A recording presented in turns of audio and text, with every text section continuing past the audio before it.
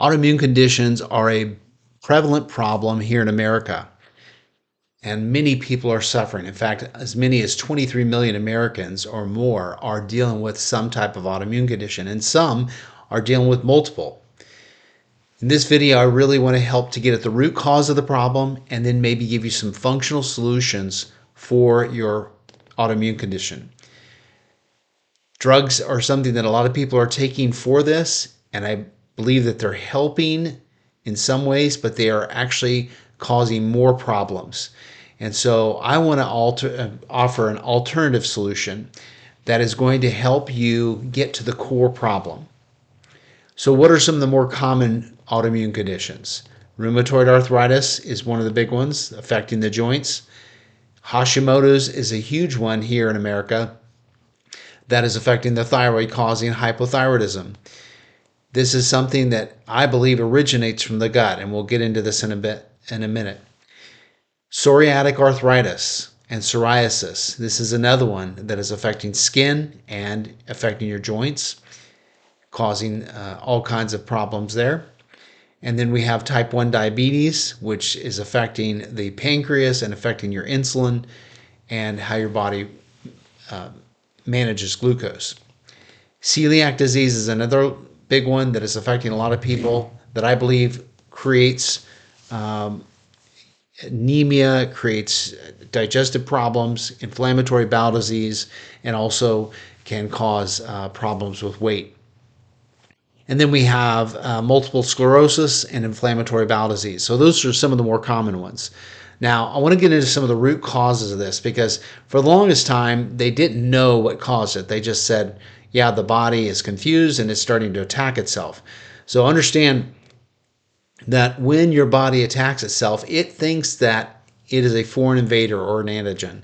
Normally, when we are in the birth or in our mother's womb, our body is making a list of all the things that is considered self, and then it's also prepared so that if a foreign invader comes in, it can tag that foreign invader as an antigen, create an antibody for it so that it can actually start to defend against it. Well, when the body is overwhelmed because of inflammation, because of oxidative stress, because of emotional stress, this can create a problem where the immune system starts to be triggered and more reactive to its environment and also to situations within the body, leading to an autoimmune condition. Well, we know there are several factors at the root of this, and this is where you have to really understand and change these areas if you're going to have any impact on autoimmune conditions. And I do believe that autoimmune conditions can be improved and even reversed in most cases. You cannot, unfortunately, reverse the damage that's done, whether it be a joint or some type of damage to the thyroid. If it's permanently damaged, you're not going to recover from that. So some people may, even if it's been a long time, need medication to help sustain life at a certain level. But if you can eliminate some of these causes, then I think you will find significant improvement in your cases, and many of them you can actually reverse them. So what are some of those factors? Well, genetics is a big one. Many of us that have autoimmune conditions also have a loved one that has had it, maybe a mom or a dad. And so, yes, there is probably about 30% of the time genetics are involved. And the other 70% of the time with autoimmune conditions, it's an environmental factor. So there are things that can be fixed and changed. Even the genetics themselves are probably from an alteration in the epigenome instead of just the DNA. So getting the body to a better state, more regulated, and getting your system out out of this fight-flight may help you to kind of change some of those switches back that are part of the epigenome and give yourself a little bit of improvement in those areas. So the genetics is one factor. Gut dysbiosis and leaky gut is one of the biggest problems. In fact, we know that 80% of the immune system is involved or it resides within the gut. And so if there is dysbiosis, where you have an imbalance of your microflora in your gut because of environmental factors, whether it be the bacteria that we're exposed to or the toxins we're exposed to, or a poor diet, which a lot of us have here in the States, processed foods, all the toxins and all the dyes and everything that are in these processed foods, this can create a problem with dysbiosis. And when you have dysbiosis for a long period of time, you will have inflammation and you will eventually have what's called leaky gut, where you have separation of those cells, creating a more permeable membrane, kind of like Swiss cheese. So if that happens, then you have things crossing the barrier, the gut barrier, into the inside of us. And that can create a triggering of the immune system, which is on the other side of that. And when that starts to trigger and it stays triggered for a long period of time, eventually you can have systemic inflammation because things are crossing into the blood, into the bloodstream and going throughout the whole body. And you have an ongoing triggering of the immune system, which then eventually can lead to that confusion or starting to attack other parts of the body because it's constantly on guard. So the gut dysbiosis and the leaky gut create this situation that is, until you fix that gut, you're going to have an ongoing triggering of that immune system. And so that's one of the main areas, and especially as it relates to Hashimoto's. In fact, there is some also molecular mimicry that can happen with that, because gluten itself can create or can mimic the thyroid hormone. And when it does that, it will attach itself to that receptor, and the body senses gluten as an antigen. It sees it at the thyroid, attached to the thyroid. It's going to start attacking the thyroid. And so that's where something like that can spiral down into a Hashimoto's. So gluten is a problem, and some of the processed foods is a problem if you are reactive to that. Another one is going to be infections. In fact, MS, one of the main theories behind MS is that Epstein-Barr virus, which is the virus that causes mononucleosis, this can create a stripping of that myelin and cause the damage to those nerves, leading to a situation with multiple sclerosis. This is one of the main theories, but I believe that any chronic infection can cause problems with not only the nerves, but also the gut. So things like chronic Lyme, Bartonella, Babesia, which I think are a lot more prevalent than we think, those can create a problem. Maybe even fungus and mold exposure ongoing, and mold within our system can also create issues like that. So anything that's going to permanently challenge the immune system is going to lead to potential problem for this. So chronic infections, environmental toxins by far are probably the most important. In the last 50 to 60 years, we have had 80,000 chemicals introduced to our environment. This is a major problem, and there's not a lot of regulation on this. Fortunately, there's communication going on Capitol Hill now, and we may start to see some changes happening here, but this is an industry that must be regulated in order for us to be able to save ourselves and our future generations. This is creating lots and lots of damage in our body, and specifically in the gut, which is causing issues throughout the whole body. When you have the gut problem, you're going to have a gut-brain axis problem, which is going to create anxiety, depression, any psychoses, and also ADHD, brain fog. A lot of those things, even dementia, has been associated with some of those things as well. So getting those toxins out of your system, and we'll talk about some of the solutions there. The nutritional deficiencies, believe it or not, are also another factor here. You don't expect them in first world countries like America, but these are present. Fish oils, omega-3 fish oils, vitamin D, also your zincs and your seleniums. Those are things that can be deficient, especially if you have ongoing inflammation in the gut, not allowing for proper absorption of the nutrients from the food you were eating. And then if you're eating just processed food, which is nutrient depleted, or it's added back in with some type of synthetic chemical like folic acid, that's a problem. So this can create all kinds of problems with our gut, with our system, with our methylation system, and can create an issue where you're susceptible to it.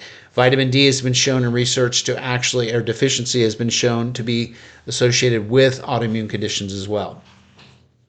Another factor is going to be stress and traumas. And this, I believe, are a big part is unresolved traumas and unmitigated stress.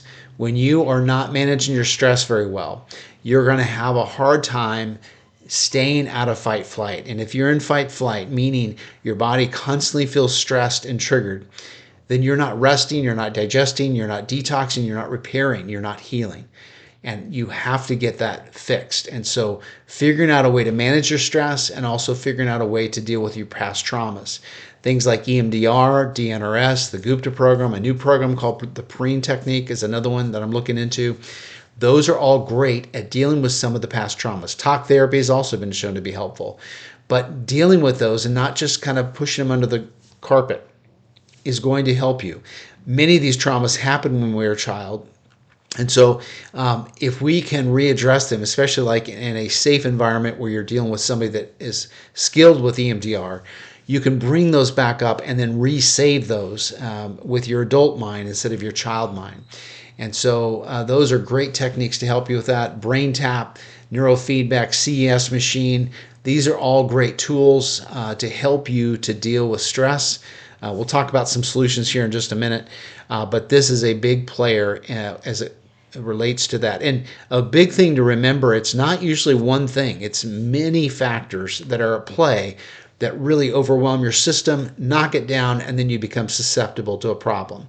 So fixing the problem is eliminating these one at a time and then decreasing the load that's on your system, this toxic load, this allostatic load, they like to call it, like where your bucket is completely full and overflowing.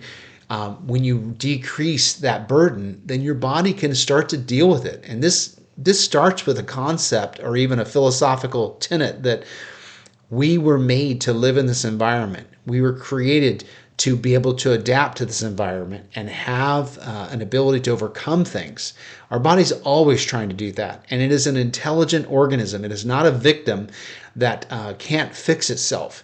But for a time, because of all the things that have happened, it no longer can do that. And so you need somebody to come beside you for a time and help you to get rid of this burden so then your body can take back over the management of it and get you back out of this fight-flight state.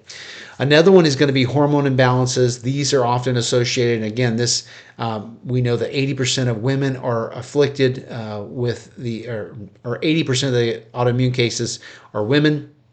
And there is some connection here with hormone imbalance and also hormone production. So many of the people that have these autoimmune conditions also have things like PCOS, or they have exaggerated PMS, or they'll have some type of hormonal irregularity. So this is an area we have to look at. Food sensitivities is another one, and immune dysregulation are the last ones. So what are some things you can do to help with this? What are some solutions? And this is a kind of a systems approach. This is not something you're gonna take one pill for it, but you have to look at dietary interventions. We have to change our diet. We have to change what we're eating. We've got to get away from processed foods. For a time, you may need to do a thing called an autoimmune diet or an anti-inflammatory diet protocol. Often this was called the I can't remember of it now, but it's basically getting rid of everything except for meats. Carnivore diet, that's the word I was looking for. But you do this for about 6 weeks to 90 days, and you have a situation where you're reducing all the inflammation in your body, everything that might be coming from food, and you're also feeding specific microbiome and not feeding other ones like the strep and the E. coli and some of those other ones that are in the other camp that are more pro-inflammatory. So we're starving those and feeding the good one. And then we reintroduce that food back in and get into kind of a Mediterranean diet, which I believe is one of the better ones, balanced carbs, fats, and proteins, and also healthy fruits and vegetables and healthy meats and beans as well. So looking at diet is the first thing we have to do, and you may need to avoid gluten for a time or forever. I have to keep gluten out of my diet with exception of maybe once a month I can have it. And fortunately nowadays you're not eating cardboard anymore. They actually have some good tasting foods. But really, if you stick to things that man didn't make, then you're going to be a lot better off. So the fruits, the vegetables, the meats, these are all the beans, everything that's grown. Those are things that you can look at. And by the way, you want to look at as much organic food as possible that's spread with the least amount of pesticides, and then really work on that. So diet is the first thing, and then trying to incorporate anti-inflammatory foods like turmeric, ginger, leafy greens. Those are all good for you. Plus, they have a lot of the minerals and enzymes that you need. Lifestyle modifications are another thing that you have to look at. Things like managing stress with mindfulness and yoga and meditation and neurofeedback. These are all going to be beneficial for you. The having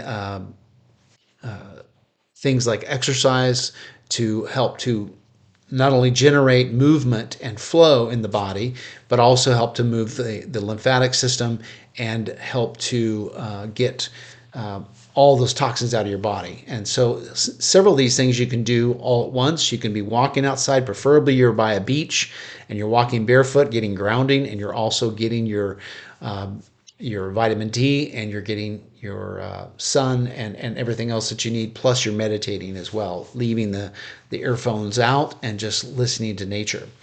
So exercise is important, whether it be walking, biking, swimming, weights, any of those are going to be helpful. And then we've got things like sleep. You have to have healthy sleep in order to be able to get things working. You have to be on a good circadian rhythm. So getting some morning sunlight is going to be helpful, and also evening sunlight. So just about 5 minutes in the morning when you first get up, and then 5 minutes towards the end of the day as the sun is setting. These low rays are essential for setting the receptors in our eyes to tell us where we're at in time, and so that we can start releasing things like we need to at the right time. So sleep is important, and consistent sleep, same time going to bed, same time getting up every day throughout the week. And then making sure your environment, your sleep environment, is a really good environment so that you can sleep. Avoiding alcohol and avoiding caffeine after 12 o'clock in the day so that you can have good sleep structure as well. Some of the supplements that are available for that, well, let me just mention one more thing about sleep. The sleep is anti-inflammatory, and anytime you're having more inflammation, if you are getting good sleep, your body has a chance to process this stuff out. So, and then make sure you're drinking plenty of good quality of water, preferably distilled water that has had the minerals added back in. That helps to get rid of the organophosphates and everything else. And then supplements like vitamin D, you want to get that measured, but that's definitely something you want to take 1 to 2,000 IU's per day. Fish oil, I'll take anywhere from 2 to 4 grams per day of that. That's essential, and you also want to get it from a good company that has purified sources of this fish. That's one of the reasons I take the pill versus eating fish regularly, because a lot of the fish that we get, they're not been certified. They may have mercury and other things like that. And fish oil, many of the companies that we look at, the Zymogens, the Designs for Health, and some of the others that we use will actually help. They'll actually have theirs certified, and they're making sure that those are pure. So omega-3s, probiotics, this is really important. You want to have a good quality probiotic. The ones that I like are things like Microbiome Labs. I also like Claire Labs, and I like Designs for Health. Those have really good sources of probiotics that have been studied. Bifidobacterium is super important for helping you to build butyrate, and butyrate is another supplement you could take for a time. But if your body's making Akkermansia and Bifidobacterium, blueberries, by the way, help you to make some of those. Then you're going to have the butyrate, which is going to help to heal the lining. Glutamine is another one that helps to heal the lining, and there's several other things like deglycerinated licorice root and things like that that will help to heal the gut and heal the lining of the gut, so you kind of close up that leaky gut. And then you have zinc, and you have curcumin, and you also have the selenium. And then if you're struggling with thyroid issues, sometimes iodine is important. And then B vitamins are also important, but you want to make sure that they're methylated, especially if you're having an issue with MTHFR. So those are great supplements for you. A few therapies to think about besides the ones we've mentioned already: the Gupta, the DNRS, the EMDR, talk therapy, the brain tap. Those are all great for regulating your emotions and also regulating the whole system. There's vagal tone exercises you can do, gargling, singing. You can also do the CS machine that actually puts it on your ear, and then you can help to modulate that vagus nerve. And then low-level light therapy, I like from LightPath LED. They have a great tool. You can either have the one that is handheld here, or you have the little torch that you can use. And then, like I said, exercise. So these are some tools for you. And if you go to my website at functionalhealthtn.com. I have a lot of other tools on there that you can actually download for free. So check that out, and hopefully this helps you. Have yourself a great day.